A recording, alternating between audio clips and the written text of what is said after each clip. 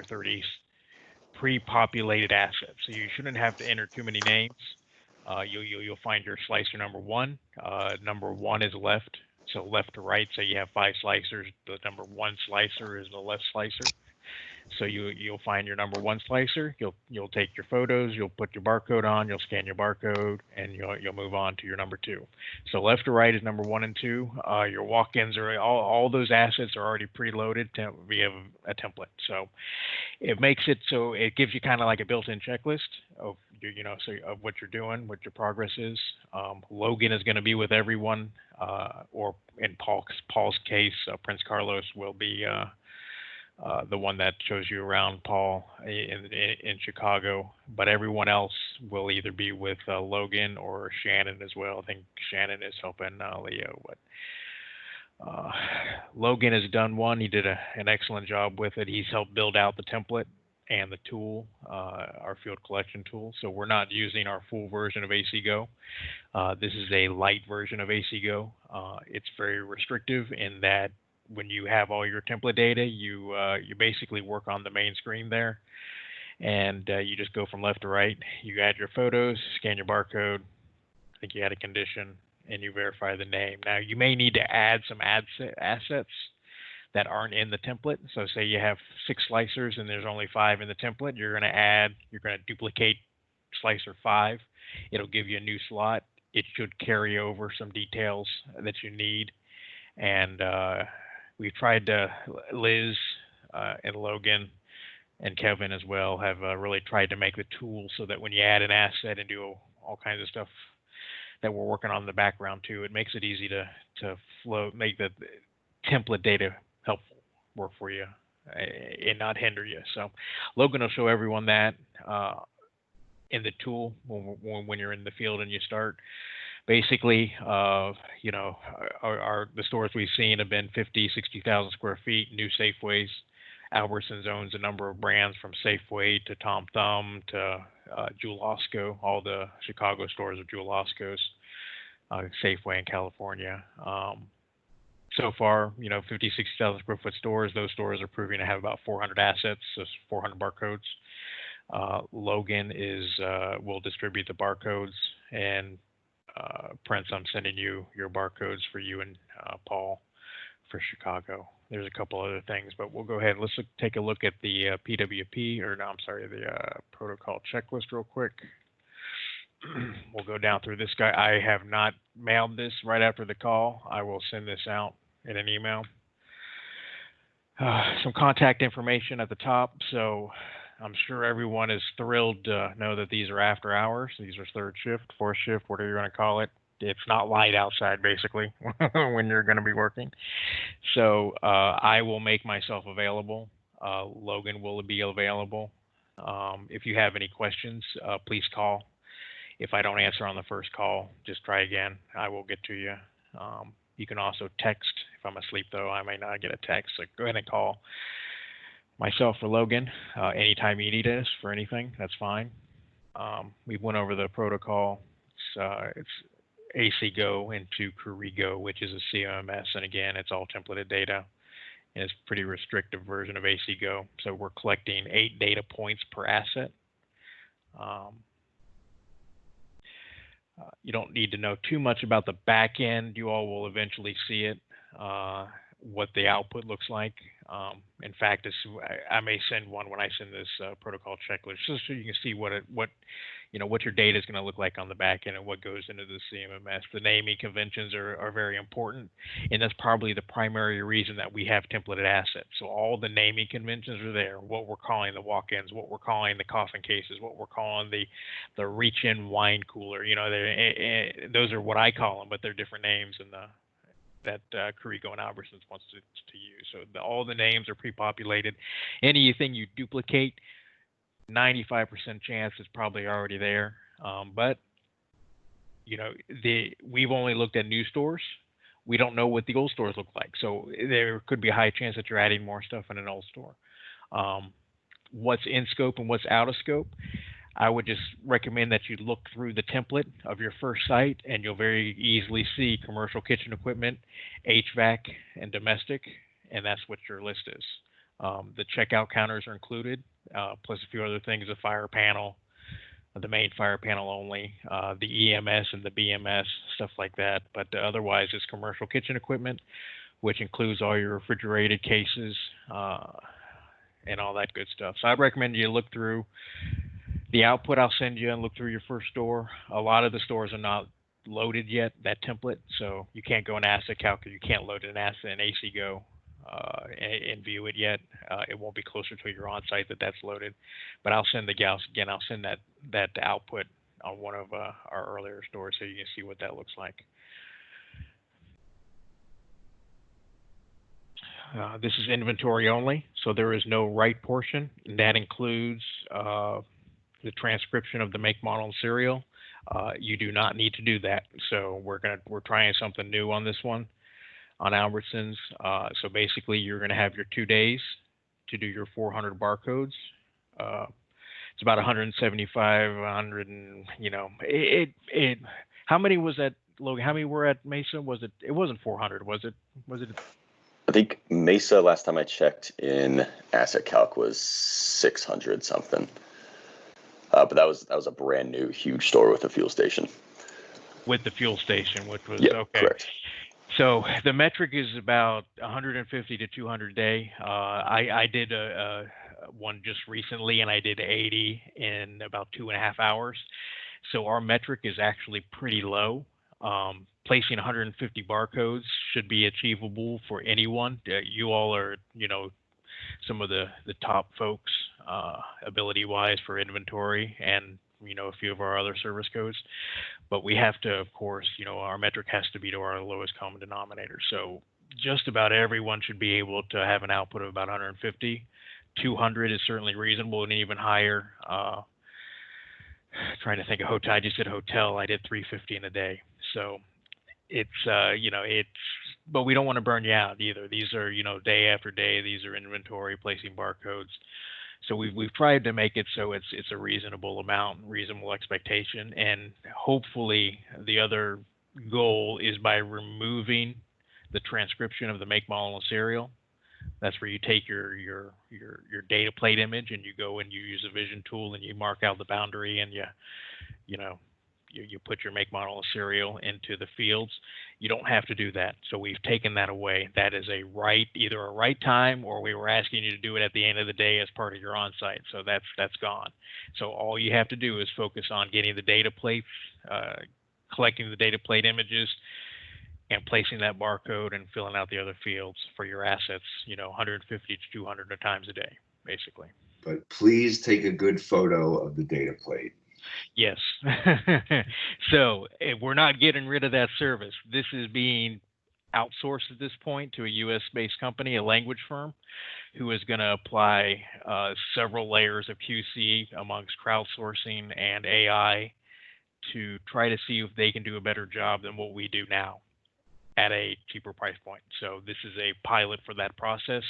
And like Shannon just said, they can only do as well as that photo is that you provide them. So just because you're not looking at the photo yourself doesn't mean you don't want to send off a shoddy photo. So again, they will have metrics that they provide back on quality of photo for us. So if they start getting a lot of photos they can't read, of course they're going to know that's not on them, that's on us. So we got to, don't skip on the photos. This is inventory. This is hardcore inventory. You're going to have to get on your knees. You're going to have to get your hands dirty. This is commercial kitchen stuff. This is grease, food, debris. So please, if you haven't worked too much with commercial kitchen equipment, Logan will show you where these data plates are at. It is imperative that we find these data plates. So some things won't have them. We understand that. But even in an old kitchen, at least 80% of the equipment has data plates. In a new kitchen, 95, 96% of the stuff has data plates. You just got to know where it's at, and you got to know how to get to it. Ovens have a kick plate on the ground. You kick it with your foot, it pops open, and that's where it is. You can look all over that oven and never find it. It's at a kick plate on the bottom. Logan will show you some of these on the first door. If you start running into an asset in a kitchen that you're not finding it, Send an email. Send an email right there. I don't know where this is at, and I'll either reply, or if you don't catch it on that story, we'll catch it on the next store. We're going to make sure we do our TRRs very quickly so that we can get you feedback right away. If we start seeing consistent missing data on certain things, we'll try to help you. These data plates are here or there. But think of this process or these programs as these clients are hiring us for a very specific task. We all understand how to write FCAs. FCAs are an important part of our business. We go to the site, we arbitrarily look at what's in scope, not in scope. We collect all that data. We come back. A lot of it's in our head, a lot of it's in our pad, and then we write a report. And that report has a lot of subjective stuff in it. Inventory is very little, if any, subjectivity. This is just straight data, 8 data points per asset. If we do not provide an asset or all of the assets with all 8 data points, that's a failure of that asset. We missed it. The data is not valid. This is so data centric. We are getting feedback on these that, it's not cheap. These clients are paying a lot of money for a product that has a lot of data. At the end of the day, these 20 sites, this is going to be over 5,000 lines of data. It's important that everything be as complete as possible. I am not trying to scare anybody. I understand that stuff won't be reachable or is not there or is faded. We understand. That's fine. Just do the very best you can and spend the time that you need, that 2 or 3 minutes at that asset, looking on the back, looking on the sides, opening up the covers. A lot of the new equipment have doors, and the data plates are behind the doors. Even though it may not look like a door, you just start fiddling with it, it'll open up. So just spend the time that's needed to get these data plates. The second part of one second. Sorry to interrupt, but this just fine. Triggered a very bizarre thought for me. Is there any value in, sometimes that sticker's at the back of the thing, you can't move it, in something like a dental mirror? Is there? So what I do is I take the iPad, I open up the image, and you can reverse the image. Then you slide your iPad back there, so like you're taking a selfie of your face, and then the iPad will take an image facing forward, and you can see what it's. So that's an option. Another good trick I did on Target a few years ago, and it's a shame. You got to have an iPhone to do it. iPhone easier to maneuver. You can use that, and then what's it called? AirDrop the photo over your iPad. Yep. If one hand works. If you have an Android, you're kind of hosed. Sorry, but yeah, you can. So you can do something similar. You would have to have it on the device, and then email it to yourself on the pad, and then select photo, and then grab it from the device, which you would have to find where in the heck on the device it's at. So it's not nearly as easy. So that brings up another excellent point that we need to. Sorry, this is Prince. Yep. Another neat trick that I actually use, I bought this clicker from Amazon that you can with a Bluetooth from an iPad, so you can just place an iPad and click it, and then you pretty much take the photo of it. Oh, okay, yeah, because So, that's nice. That's the biggest problem when you're using your iPad and the face viewing camera is when you get it back there, it's hard to hit the button. So if you have a clicker, it's like a remote control to click. Exactly. If I go to an attic, because that's always the problem. Your head's against the wall, and you can't hit the click. How much was that? It's like $8.59, like less under $10, including tax off of Amazon. Anyone and that's from Amazon? Prince, can you go to Amazon and take a screenshot of that and send it to us all?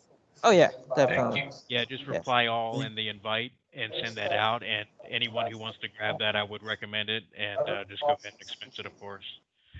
Yeah. The next point is to that is if you can't get the image, but you can still read it, or in an instance where you can sit there on a steel data plate that has a reflection and you're taking the image, taking another one, and you know it's not going to be readable on the iPad, please take the extra 30 seconds and enter the make, model, and serial right there. That's the only time I'm going to ask you to enter make, model, and serials if you know you will not be able to capture a valid image of the data plate. It's going to happen almost on every store. You know that that image is just not going to come out. Just go ahead and, but if you can view it, go ahead and enter it. That'll be very, very helpful. All this is going out to a servicer, so those photos, you know, the best the photos you can do, the better. We are requiring either 2 photos per asset or 3 photos per asset. What determines it is the barcode. So you need an overall image of the asset, you need an image of the data plate, and you need an image of the barcode. If the asset is of a type where you can place the barcode near the data plate, then that one photo can capture both. If the asset is a type where the barcode goes nowhere near the data plate, which Logan will show you where we're kind of barcode, it's usually top left, top right. If it's a coffin case or a reach-in case, the data plate's, you know, kind of near the front on the inside wall. You can put the barcode right there. That's where the barcode and the data plate are going to be one image. If that barcode is not going near the data plate, you need a 3rd image of that barcode placed on the asset. There is also in the app, the new version of the app, Liz has made it so typically when you hit the barcode scanning button, it brings up the scanning function of the camera. So now what happens if you'll go and take a picture when you hit barcode, and it'll grab that image and still read it, but it's saving it in a separate photo slot already. Okay. Good. So, Good. Yeah, So and she got that working then. Yeah. Okay. And so it doesn't take up a photo slot for the asset, and it gets uploaded to Asset Calc separately for the asset. Okay. So let's take a look at that when after the first store and make sure that that's working. Yep, absolutely. Like we needed to. Yep. And then we'll provide more guidance on those 3, the 3 photos or not. But the idea, as Logan just said, is we will always scan the barcode to get the URL. So these are that's another point. These are URL barcodes. They're just not an 8-digit number. So it's an entire URL. You know, http://currigo. The client account number. Whatever the number of the barcode is. So if you scan it and you see right away that you got Huseman coffin case, you know you scan the wrong barcode. It's the barcode for the freezer, and not the barcode for the barcode you placed. So make sure you're getting Currigo barcode when you scan it. And to what Logan just said is where Liz was working on, so that when you scan the barcode, it's just not scanning it like it always has in the past, but it's also taking an image. And that solves our problem that I just mentioned, where we need an image of the barcode as it's placed on the asset. So we'll let you know how that works after the first store or so. Everyone will be trained, and then you're solo. This is a solo exercise. We don't need we don't need an engineer and an architect on each one. Scope, we've basically gone over that. Training will be in person, so everyone will be able to ask all the questions they need to when they're in the store. No text report, data only. You will submit your assets in AC Go up to Asset Calc Web, and that's it. No text, no nothing else. All the other processing is done on the back end, so there's no reports you need to worry about. No photo log, even though you captured the 2 to 3 photos per asset. No PSQ, no accessibility, no site plans. In the app, there is a built-in checklist. It's about 50 questions. It is a very broad, excellent, good, fair, poor question type per each asset. It's basically asking, when you enter the store, how are the carpets at the entryway? You know, sometimes they can be musty and they give off a poor odor. You know, what condition are those carpets? What is the lighting in the sales floor? Is it LED or incandescent? How is the flooring in the bakery? How is the flooring in the restrooms? How are the walls in the restrooms? So very quickly, take a look. It asks about the parking lots, excellent, good, fair, poor. If it asks for a percentage rate, some might ask for a percentage rating, throw a percentage rating in there. It's about 50 questions. The idea is to get through this in about 20 minutes or so.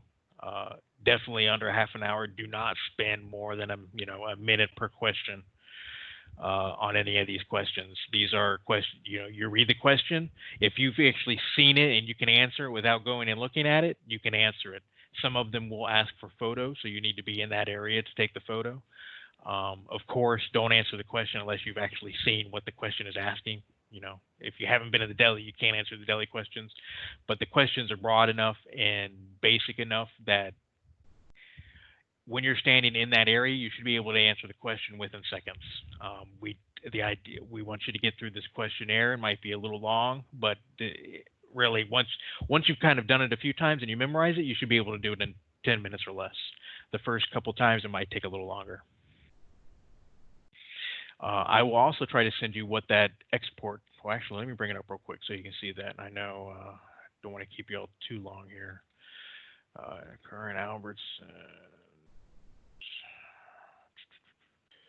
draft Mesa questionnaire. So the idea of the questionnaire is it will generate a report that looks like this. So this is the gas station, the property signage. Is the property sign backlit? The answer would have been yes or no. Depending on your answers, LED at the base, everything. So this is a brand new store, so you can see all these subcategories 100%. And it comes with the photos. That's the PDF version. The client will get that, and then it also converts out to an Excel file with an overall score rating. So this score for this store was a 99%, and then here goes all the questions that you'll be answering. And this is all built into the app. It's pretty great how it's been built out by Liz and by Logan and Shannon and Kevin and everyone. So it's all in the app. You'll pull it up. You have to complete this per store. So you're going to be on store. You're going to be at each store about 2 days. You need to complete this at some time during that process. So I will send those two. Actually, let me drag them out real quick. Copy, paste. Let me bring up what the actual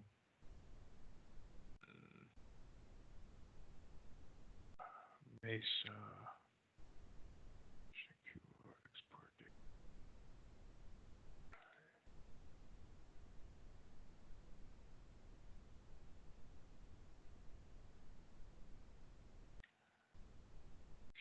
Find out. I don't know where I kind of gone blank on where my actual draft is at.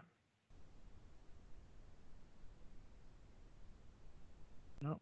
Okay. Well, I will try to data set final. Here we go. So this looks like it has some sorting going on somewhere. So this is what the data looks like that we're collecting. Has a location field. You'll see all of these fields. Here goes the naming conventions, and here goes the place barcodes. So you don't need to pay too much attention to this. This is what actually goes to the client at the end. So you're going to collect all of this, all these assets by the name, by the location, and place that barcode. And then it goes back and it associates with a unique identification number within the CMMS. But that's what that looks like. You won't have to work with that necessarily. You're going to get the pretty end, which is the asset count go end of it, and that's where you fill in all your data. So let's try to get through this checklist real quick here.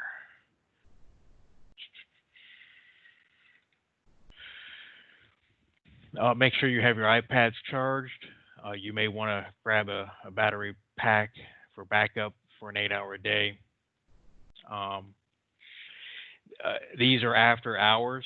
We're not quite sure on, for these first 20, we have the contacts for each of the stores. At this point, Logan will be reaching out to the first store for Monday. I may do the rest of the 20. I'm not sure. I may ask that you all jump in and call 48 hours before. We need to speak to the manager, and we just need to tell them we're coming to do the assessment. We're going to be there after hours. How does access work? How do we get into the store? And that's about it. And how do we get into, are there any locked areas they know of, and how do we get into those? So we need to keep it short and sweet, 5 minutes or less, but we need to contact the stores directly before our on-sites. Some more information about Krigo, hot button issues. This is a very important one that we're going to talk about next. Fixing the barcodes. The photos and those outputs are important. Jeff Tippett is our main POC. Hours of operation. So you can be on site between 8 p.m. and 8 a.m. The kicker to that is you are not permitted on the roof during nighttime hours. You can be on the roof at dusk and twilight, as long as there is enough light for yourself to get around without a flashlight. But safety is important. Do not access any roofs at nighttime, or if there's not enough light that you feel comfortable that you'll be safe. So if we're working from 8 p.m. to 8 a.m., when are we going to get on the roofs? To be honest with you, I have no idea. So we're going to have to figure out. I'm going to have all of you try to help us understand how that process will work. At this point, I am assuming that perhaps, again, you're going to be on site 2 days. I would recommend you do it at the start of the second day after you've been through the store for 8 hours. You know where that roof access is at. I would recommend you go do your roof access and maybe we'll figure out first when it gets dark. Maybe go do your roof access at 6 p.m. Go get breakfast, then go back and start your store. I don't know. That's what I was going to ask, Lowell. Is there any wiggle room in like going up on the roof at 5, 6 o'clock? No, that's fine. We just have to wait till PM. I mean, and then yes, you just have to wait until around 8 or 9 to get back into the store portion. Sure. So if it's light and you have enough time at 6 p.m. to go do your roof and then take a break, and then, you know, even if it gets, you try 7:30, even if you get into the store at 7:30 and start, if they'll let you. When do the stores close, most of them? 10? Do we know? Well, I think they're closing earlier now. I think they may be closing at like 8 or 9. Okay, because that's sure. My one. I mean, I would like this interior of the store to be closed and not mixing with customers if at all possible. Yep. The other part is on these first few, how is access going to work after hours? So on your especially your first store, do not show up after the store is closed on your first day. I don't know how you will get into the store. I don't know. We don't know yet. We don't know how it's going to work. So I would recommend. To speak to that, so I gave the store director for Prince, Tyler, and I's call this morning, and she said to just, if we show up at 8, the after hours manager will be there, and then we can discuss with him access and everything going forward for that first day, 8 p.m. Okay. Yep. Okay, good. So we'll learn more as we go through these. I would probably recommend that each of you call your own store manager just so you can have that conversation and you know exactly what they're going to say for access wise, because access is so important. So that's, you know, how do we figure out how you're going to get on the roof during daylight times, and then you're allowed in the store when. If you want to, you know, if you want to go a little bit later and you want to end your morning at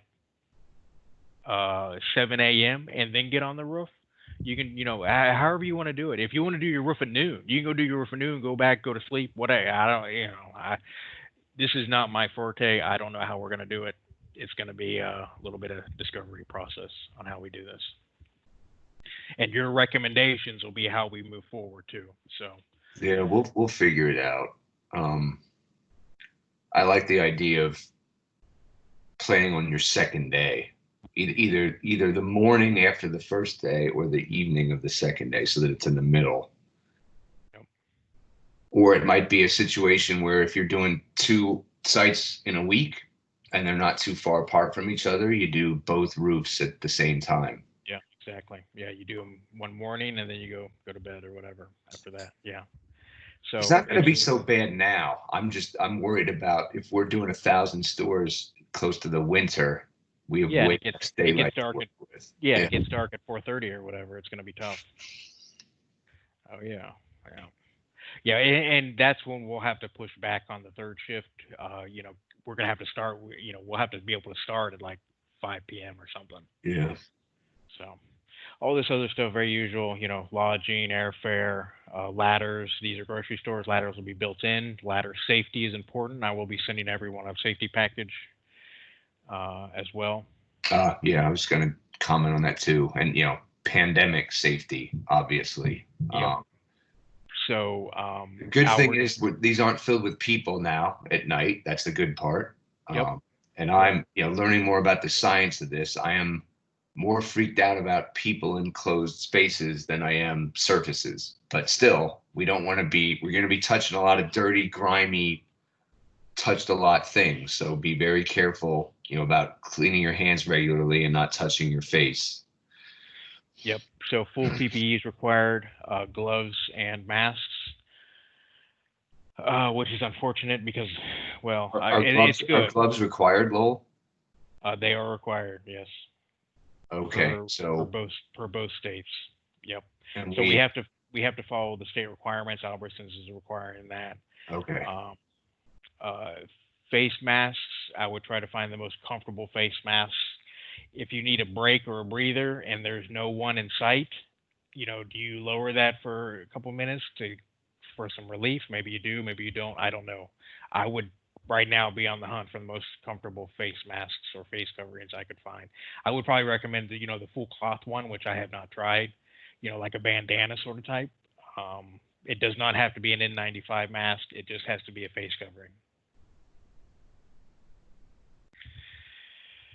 I would agree with that. I mean, some places I want the best mask possible. There's going to be way less people. I think comfort is a little bit better, because the thing's going to be in your face for 8 hours. Yeah. When the store is open, maybe you do, a higher quality mask, and then when everybody's gone, you switch to a cloth. But it's going to be 8 hours, so your comfort is I would make sure you have that covered also. So be thinking about that. Make sure you take a flathead and a Phillips screwdriver with you. Ice machines have covers that need unscrewed. That's about the biggest thing. Some other machines do as well, but not many. Ice machines are the biggest one. Guitar picks for gloves. That SO went out earlier a few weeks ago. If you have any questions about that, let us know. No masters.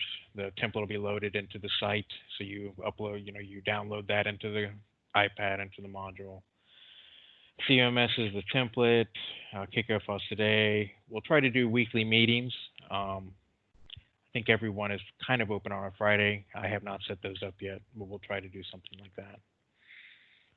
Okay, let's try to get into some of the topics here. You can go ahead and read these when you get the PWP.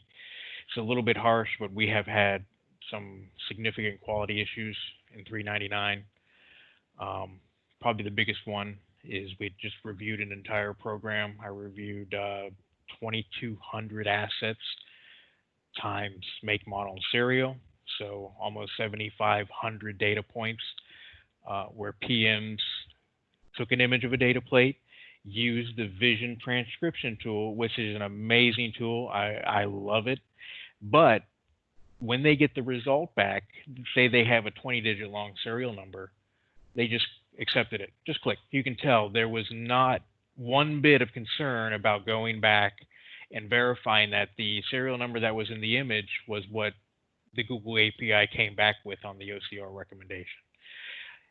Hundreds and hundreds of ones as I's, sixes as F's, E's as F, O's as zeros. I could go on, and dashes as slashes. I mean, just endless transposed characters, to the point where you could have 4 or 5 transposed characters and one 20-digit serial number that it makes it invalid. Even when you have a very specific the serial number is so specific, one transposed digit, and you're ruined.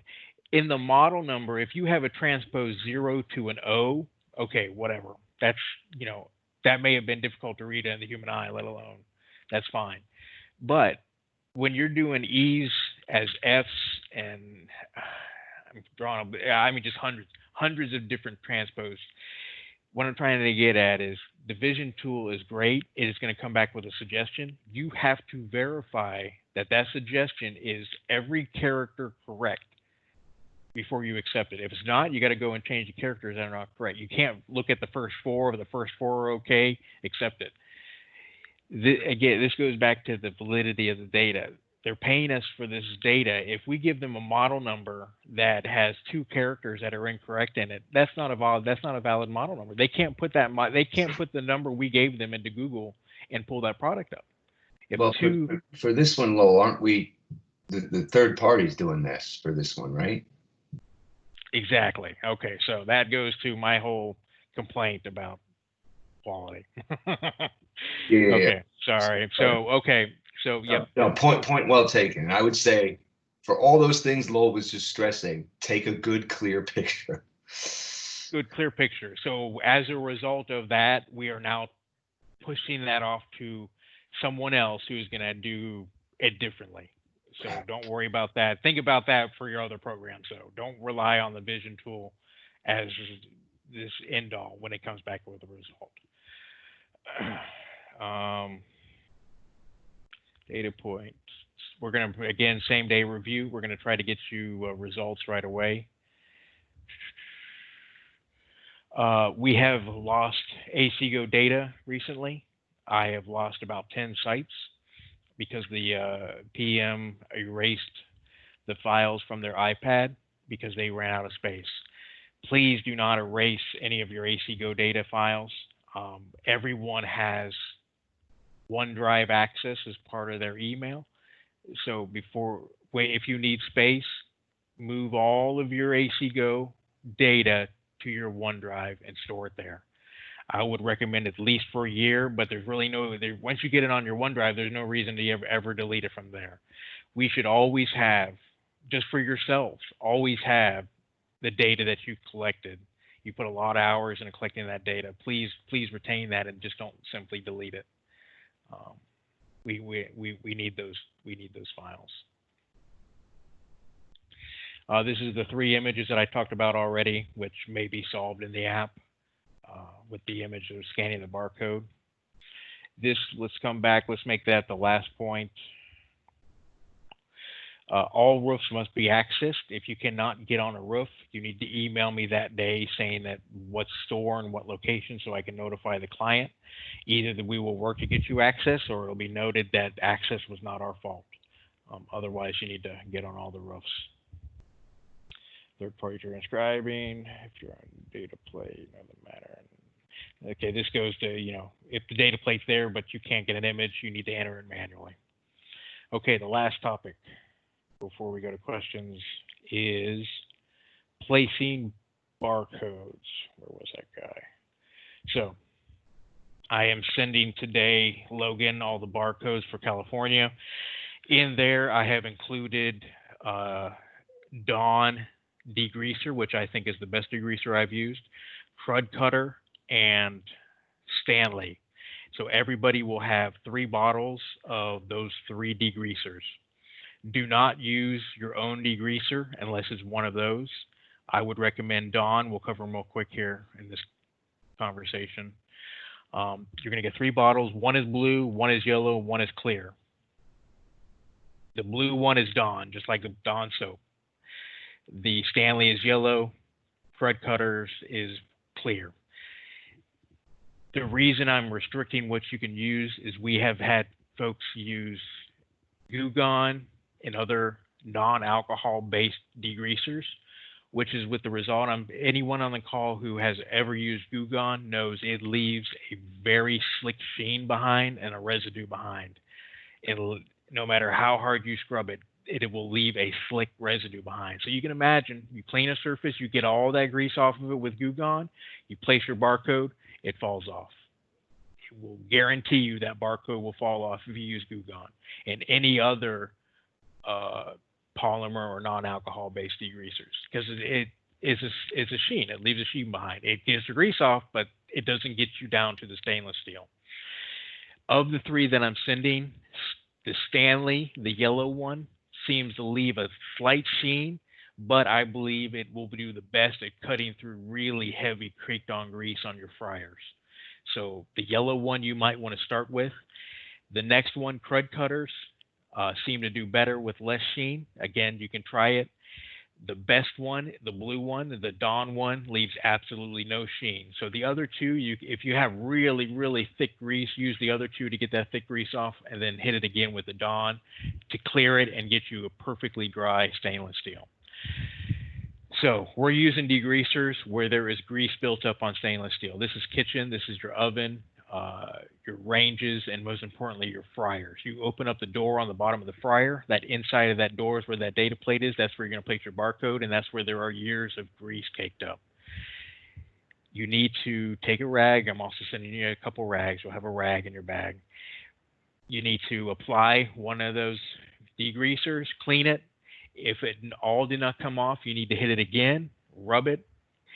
Before you put the barcode on it, you have to let it air dry. If you have 3 fryers,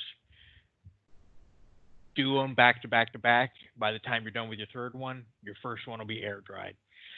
No matter how good the degreaser is, they're alcohol based for a reason. That's where they'll evaporate, and they'll be food safe. So all of these are food safe as well. That's another reason don't use your own degreaser unless it's one of these 3 brands. Do not place the barcode unless you have given that surface 15, 20, 30 seconds to air dry. If you put it on there when it's wet, it will fall off within weeks. Included in the package are other barcodes, a small batch of super duper black adhesive backed barcodes. This is a mechanical fastener replacement barcode. If you are looking at these fryers and you get the grease off, and you can have so much grease it's almost like it's impregnated into the stainless steel. It's so bad. If you see that, you're going to use one of these black backed barcodes that everyone will have a small batch of. It's a mechanical fastener replacement adhesive. I mean, this stuff is unbelievable. So you're going to use one of those there. I would also recommend this super duper barcode adhesive on the walk-ins, which if you think about a walk-in refrigerator or freezer, that stainless steel is always dimpled, or it has like wavy little dimples in it. That's not a perfect surface to place a barcode on, but that black adhesive barcode is perfect. And then also in the office spaces, they might have vinyl walls. That's another good place to place the black vinyl barcodes. So those are the purposes of those upgraded barcodes. So clean the surfaces, make sure they dry. You also need to, with a cloth, wipe every surface, no matter where it's at, before you put a barcode. That includes the P-tacks on the roof. The package units on the roof. If you think about package units you've seen on the roof, there's always an oxidative, chalky substance on them. You got to get that off. These barcodes are, you got to think, these are going to last the life of the asset, 10, 15, 20 years.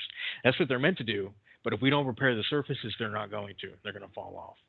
So every surface needs to be wiped and allowed to dry before you put a barcode. If you have a reach-in refrigerative case, there's going to be a little condensation, so you need to dry it, and you can put it on right away. As long as the surface is dry, put the barcode on. Now, this is what I've learned over the last year working with these barcodes. If you provide a good surface and affix it to it, you will need a flathead screwdriver a year from now to get that barcode off. If you don't prepare the surface, it's going to fall off. And the last thing we need is barcodes falling off. It's a nightmare, just absolute nightmare. One last point I want to discuss is placing these barcodes. These are, I don't know if anyone has not worked with the new barcodes we're using. These are 2x1 aluminum plates. They have a chemical etched writing on them. That chemical etched writing will not come off with a steel wire brush and degreasers. So it's really an amazing little barcode. When you go to fix it on your asset, place it on the asset, take both of your thumbs on either inch, put your weight into the barcode, and shimmy it back and forth. What you're doing is you're taking that adhesive and you're seating it up against that whatever surface you're having it on.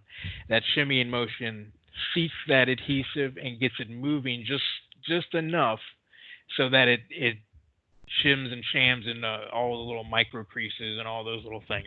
If you just take that barcode, put it there, and press it with your thumb, it may or may not stay. Putting your body weight into it, shimmying it, it's almost guaranteed if you have a good surface that it's going to stay. The other things you need to look out for is creases. If you have 2 stainless steel things coming together, don't put the barcode on the seam. That may seem like the most simplest thing you could ever imagine, but I have had to go back to I have had to fly back to sites where RPMs have placed barcodes on seams of equipment. Unbelievable, just unbelievable. So don't place it on seams. Don't place it on stainless steel that's been impacted, that has dents in it. You need a flat surface. Now, the other part is hot water heaters. It's hard to find sometimes a flat spot on a hot water heater. What you can do is, if you have a curved surface, is you don't want to put the barcode longwise. Instead, stand it up, because it's a 2-inch by 1-inch barcode. So if you stand it up, you're not spreading 2 inches that you're at a curve. You're only doing that 1 inch at a curve. So stand it up and put it up. Yeah, so little things like that. So be thinking about things like that. You want to put it on the best surface you can get, the driest, cleanest surface, and I really trying to hit home that wiggling back and forth motion really helps seat that barcode on that surface. And you all are going to see a lot more of these barcodes than I have in the last year as this program starts going. So, the more you can discover, if you have better ideas, please send them along. We'll pass them out to everybody. You start seeing, better ways to do this, or where we can ensure that the barcodes last longer. Let us know, and we'll start doing it that way. But that's what I've learned over the last year. You need a flat surface, dry surface, clean surface, and these are 3M patented adhesives. You can go to Lowe's or Home Depot and you can buy these on strips. They stick, and they will stick. But anything that you try to stick on top of grease isn't going to stick. It's going to fall off, and it will. And I've been dealing with it, and it's not pleasant. It is not pleasant. So that was my horror stories for about the last 45 minutes. If anyone has any questions or. One thing that I'll add to these new barcodes, there's like, Lowe's not joking, they're super, super adhesive. And so when you put it on the first time, try to make sure it's as straight as possible, because you really do need like a flathead screwdriver to pry it off. And then if it's also next to a barcode or a data plate that's really straight, it's really obvious when it's right next to it that ours is crooked. Yeah. Yeah. So all of these photos are going to the client. So we do not want crooked barcodes. It may not. Okay, it doesn't matter if they're crooked. It's aesthetics. The clients are, customers are going to see these barcodes. They need to be. We understand not everyone's going to be perfectly straight, but if you have any edge or any line that you can line up to help yourself get that flush up and down or left and right, like the side of the data plate. If you're putting next to the data plate, use that data plate edge to help yourself line up the barcode. Just don't take the barcode out of your bag, peel it off, and slap it on there at a 45 degree. I have seen 45 degree barcode. I have seen 80 degree barcodes. It is unbelievable. I've seen upside down. Okay, 180. I've seen 180 degree barcodes. It's just take your time and place it direct. The other little tip I might have is these have peelable backs. You got to peel a back off before you stick it. And again, you're going to have hundreds of these little backs. So what I do is I get a grocery bag from the front, I loop it through my belt, and then I take those backings and I just shove them into that bag all day long, versus shoving them in my pocket, which becomes uncomfortable after a while. So you might want something to carry all that trash with you as you go along. And you'll have paper towels and rags you can throw in there too when you're done with them, and make sure you wash your hands repeatedly whenever you're in the deli or the bakery, wherever you're at a sink. Make sure you wash your hands. That's a good call. Thanks.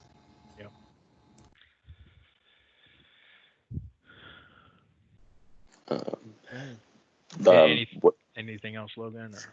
The last thing I was going to say is, the last couple things is, if you go to just a regular AM Docs site that y'all should have access to, and you just, at the end of it, just put /Albertsons, there's a whole Albertsons site where there's a bunch of training material that I'm uploading.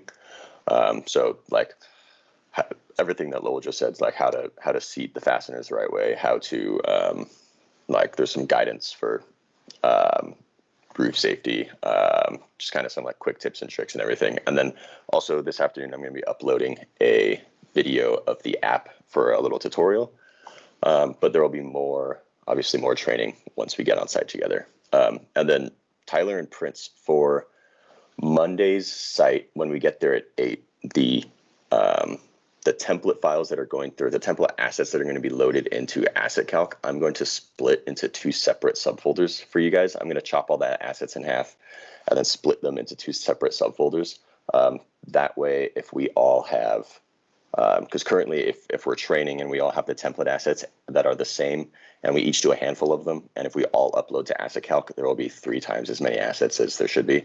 So I'm going to cut and paste kind of and split the whole store in half for you guys to do.